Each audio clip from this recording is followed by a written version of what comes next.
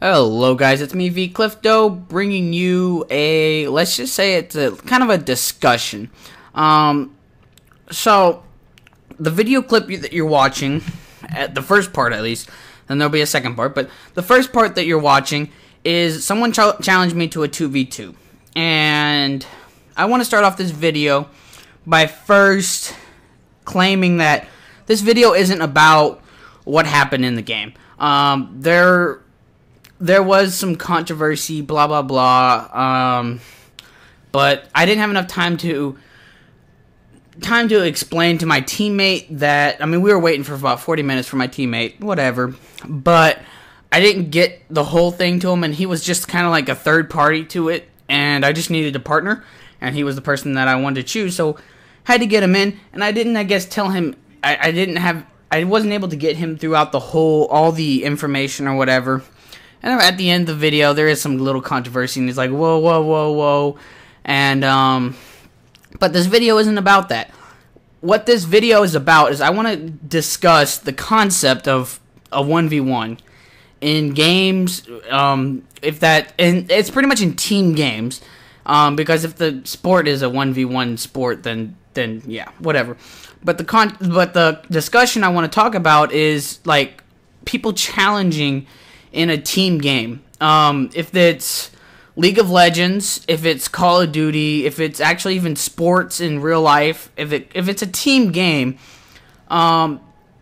many times when people, I mean, when the discussion comes up that say, like, someone is talking that's saying, oh, this person's playing bad, the person playing bad a lot of times would like to, like, they automatically jump to them saying, oh, let's 1v1 then.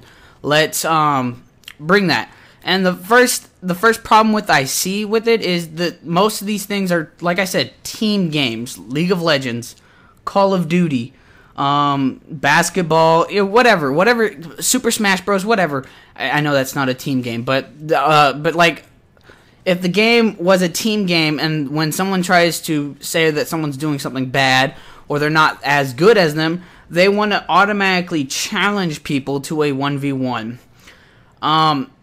If the game is a team game, there is a lot of stuff that goes with that, like being able to, I guess, play with teammates, being able to cooperate, and stuff like that, and in a 1v1, there is no cooperating. It's a 1v1. It's a one person versus another person. Other things than that is the ability to have synergy and stuff like that. And the ability to play as a team, and there's other aspects about being in a team that you don't get in a 1v1. Like certain skills. For example, in many video games that I play, make that Call of Duty, League of Legends, Super Smash Bros. I'm a player that I find that I have most skill in being able to play anything, being able to do anything. League of Legends, I have a knowledge of playing as, with, or against any champion that anybody can play. I have that ability. I find myself to be able to have knowledge of the game that that you don't really see in a 1v1 if it was in League of Legends, or in Call of Duty. I can use any gun, and I know pretty much the advantages and disadvantages of any gun, instead of just choosing what the pros play, and also, like, oh yeah, this gun doesn't normally get played a lot. Why? Well, because maybe it's not good at a distance, but it's really good at up close. So I know I can hit random on almost a lot of games that I play, and that's where I strive at, is that I can actually do decent if it's not a complete counter in any form of whatever game it is. If it's not a complete counter, I find myself to be able to play decent enough to be able to, even if I do weak at certain points in the game, that I still bring myself to become useful and being able to do what I'm meant to do. Even if I'm 0-12 in a League of Legends game, which that's very solemn. I've probably never been that low. But if I was 0-12, and I'm Wukong, I know that my job is to be able to jump in the middle of the team and ult everybody. That's what you got to do, and you got to be able to do that even if you're not doing good in the game. You got to be able to know your role, and that's what I'm good at. Even if I get countered, and and like you'll see it in the second clip. I play an ARAM game on the new ARAM, and I play Galio, and I'm playing against a full AD team. They play at full AD. Galio strives against a full magic damage team, but you know what? I turn it around. I become a very useful disengage or engaging support or even a mage, because I was actually doing some decent damage, even though I didn't build a lot of damage. Being able to play the matchup, you don't see that in a 1v1. In a 1v1, let's be fair, in a 1v1 there's two options, especially in League of Legends. And this, since most of you probably are League of Legends player that are watching this, let's say League of Legends, there's two ways you can actually put up the game. Either you can play it blind pick, which I don't see there's much skill in blind pick, because one person can choose one thing and the other person can choose another. And it's luck if you not counter them, but in a 1v1, it's pretty much if the other person counters you, you have a lower chance of winning. You have a lot less chance of winning. Yeah, if you're a lot better, then you'll pull it out and actually win the game.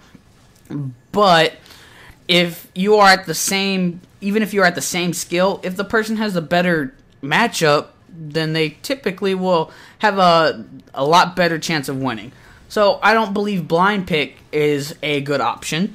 And then option number two, or there's actually three options, but in option number two, you can play a draft kind of mode where you ban people, allowing you to ban the champions you don't want to go against, and then try to get a less neutral, more neutral matchup. But in that way, one person's going to pick first, and then the second person has the good opportunity. I mean, the first person gets to choose a better comp, and that's always what's been in a team.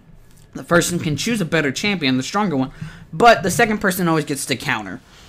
That's problem number two. And then there's the third option, which is very good, but which is probably the most fair option in a League of Legends game, is choosing the same champion, playing a mirror matchup, seeing who's better in that. While that may be the case,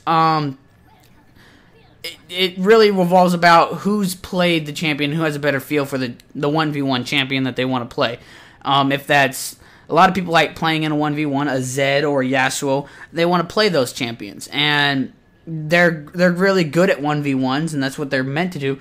But maybe one person don't play them, so it's not a fair. So I mean, coming up with a fair matchup is really hard to do, because certain people main certain things or play something. Even with myself, that I main, like, I know everything, I can play everything, but I do have my favorites, and I have ones that I play better than most people, or play, I have my better matchup or my better champion.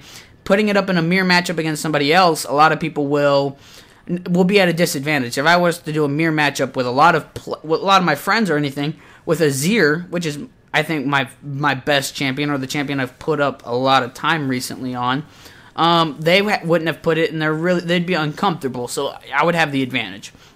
So that's why I feel a mirror matchup is really lacking in a fairness, is because players will not have the same feel. Like, if they were at the same level, yeah, if they were both at the same level and they played the champion just as much as the other person, then it's kind of fair. But if that's not the case, which I'm pretty sure most 1v1s, especially, I mean, other than like Challenger or Diamond and above, playing that mirror matchup, there's going to be someone that has a better feel for the champion than the other person, and it's not fair to put, someone's better because, they play that one champion. That's where I'm saying that's one skill. That one skill took me, I don't know, probably 4 minutes just to discuss. Other skills is like shot calling, or knowing where to be at the right time. Another thing that gets taken out is the element of surprise. If anything, any game mode, Call of Duty or League of Legends, or even like sports, like I said, there's even in basketball, even though that you can't, go into the fog of war.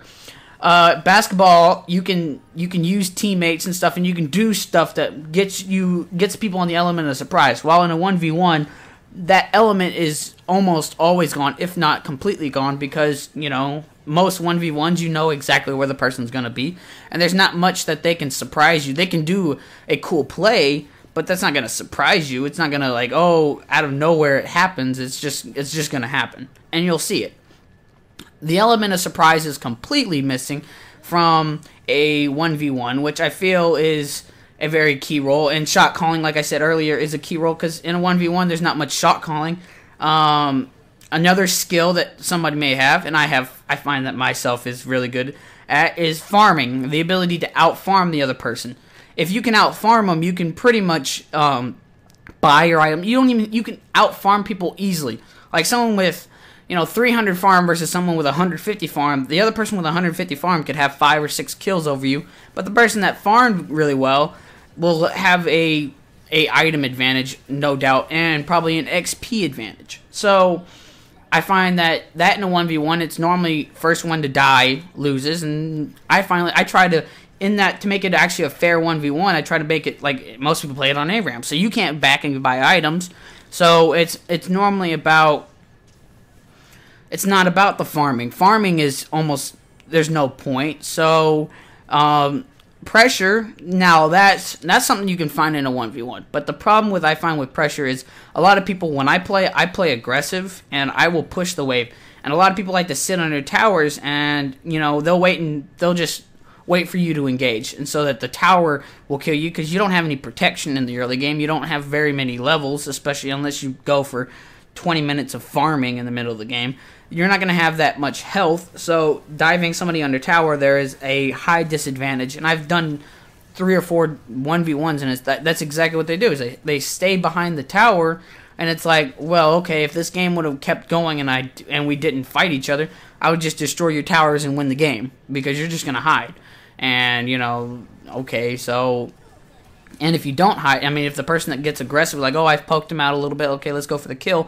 And plenty of times I've gone for the kill, I end up behind the tower. And it's like, or you're under tower and you're trying to kill them, and they're just trying to stall it out so the tower kills you. Is that skill? I guess. I mean, if that's how you're going to play all game, then go ahead. But, it's like a lot of people like playing having that advantage, taking down the tower normally. I mean, yeah, there's some rules in normal that you can make it, the first person to destroy the tower will also win, but, I mean, a lot of times it's just whoever gets the first kill.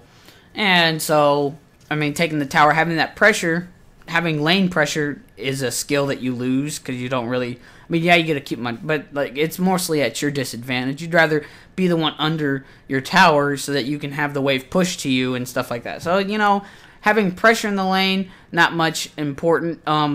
Getting, level advantages, learning all that stuff. You're not allowed to back. So I guess, there's not much level discrepancy and stuff. There's just a lot of skills that I find, especially in League of Legends, that is dropped when you play a 1v1, which I don't feel is fair. I find that what would be the best system to figure out, if let's say you're trying to figure out who's better in a game and who's more valuable to your team, is who on a regular basis plays better. Who gets more, it doesn't even mean kills. Like, a lot of people are like, oh, person with the most kills is the most important. I've played as support and I've carried games, and it's just ridiculous. I'll be like, 2 and like 30 assists. Okay, I definitely did something in that game. That, okay, people just got the kills, which may be easy for certain champions, but being able to, hit a hook or know when to go to a Baron and stuff, just shot calling and stuff like that, that you can still carry games as being the better player than somebody by your way you play, the way you play, not who has the most kills. So I'd say the most convincing way to tell if someone was better is not through a 1v1. Don't 1v1 somebody. That's going to be pointless. It gives you almost absolutely no, the outcome is not, okay, one side's going to be just, oh yeah, I'm better than you, and the other side's just going to disagree with what happened and have some reason why that they're not actually better than them. So, there's nothing's going to come from a 1v1. But if you look at a player and you see that person plays, they don't feed, they get the right kills, they do the right stuff for their position. If they do it on a regular basis, a more regular basis, then that player is probably even better.